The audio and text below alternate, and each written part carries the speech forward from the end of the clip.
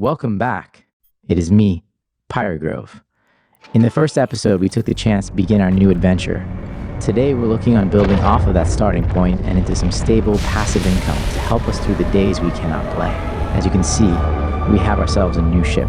How we accomplish this is by doing the career missions, more specifically, the industrial ones as seen here. If industry doesn't appeal to you, or you want to see what other avenues there are to take, I encourage you to spend some time exploring through the different career agents, as they will set you up with the most bang for buck, rewards while tutorializing what's needed. I do think we have generated enough capital through doing these missions to pack up our stuff and head to one of the main trading hubs of Eve. What is a main trading hub, you may ask? Trade hubs are centers of trading in a region of space, usually found in a solar system with many gates that serve as a main pass-through center. Volumes of goods traded in trade hub systems far exceed goods traded in other systems in the region, marked by high availability of goods in one place. The volume of goods increase customers to the system, attracting more sellers, increasing volume, and stabilizing prices, with Jeddah reigning as the clear leader in population and volume of goods. The convenience of one-stop shopping is such that buyers are usually willing to pay a slight premium just to get the items at the hub rather than elsewhere in the region. I started as Amar, and Amar is the second largest trade hub, so I will make my way there to set up shop and start our industry. Once we have arrived, I will take this time to liquidate some of the module and materials that have been generated thus far. Docking permission requested. Docking request accepted.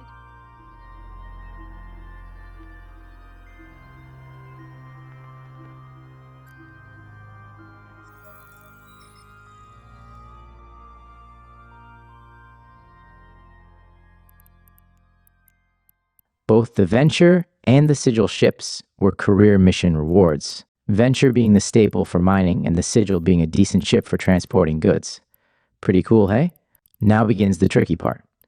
In the background, you can see attempting to find things that would be profitable for us to make.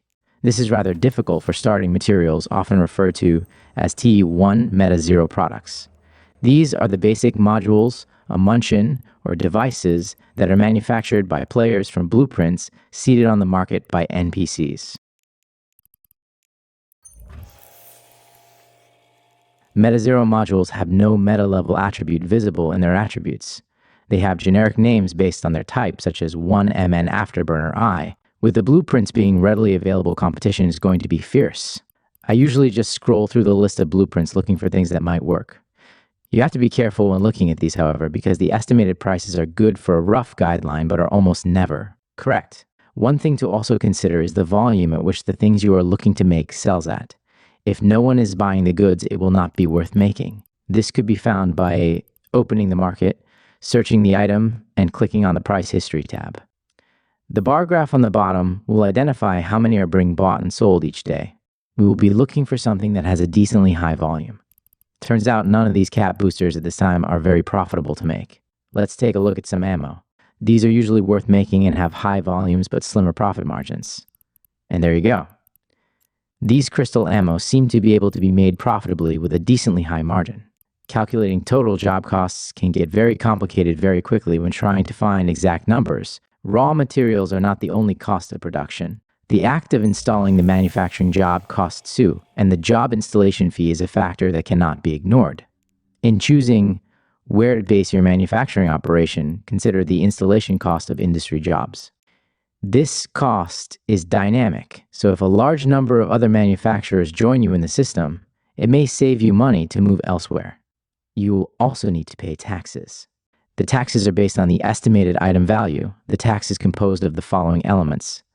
Facility tax, fixed at 0.25% for NPC stations, set by the owner for player structures. SEC surcharge, fixed at alpha clone tax, only applicable to alpha clones, set to. The maximum tax that can be set for industry services will be capped at. You can find stations and their tax rates here on the industry tab. Once you have a blueprint and materials ready and decided which system to manufacture in, it's time to produce your goods. Most of the time, you'll be using an NPC station to manufacture goods. Engineering complexes and citadels with the appropriate service module online can also be used to manufacture goods. These are player-made structures. Engineering complexes provide a modest material savings and significant time savings over NPC stations. These savings can be further increased for certain categories of goods by installing the appropriate rigs to the structure. Gather the materials and blueprint in your station hangar and open the industry window. You will need to find your blueprint using the drop-down selection boxes. Click the blueprint to install it to the main industry window. Or you can start the job from the blueprint in your hangar. Simply choose the number of runs, check the input-output locations, and press start. While the job is running, you can check on its progress using the same industry window in the Jobs tab. Select the Jobs tab, and a list of your currently running jobs will be displayed. You can cancel the job if you want your blueprint back for some reason, but none of the materials used or installation costs will be refunded. Finally, once a job is completed, job listed in the Jobs tab will contain a large Deliver button instead of a time remaining display. Press this and the results and blueprint will be returned to the station. After making a couple dozen of these ammo in a nearby station to Amar, this is where we currently sit for income. As you can see, most of this comes from doing the beginning career agents and collecting our bonus rewards from the Opportunity tab and Air Career Program tab. To progress from here, I will have to find ways to reduce costs and increase the amount of money generated from each run of the blueprint.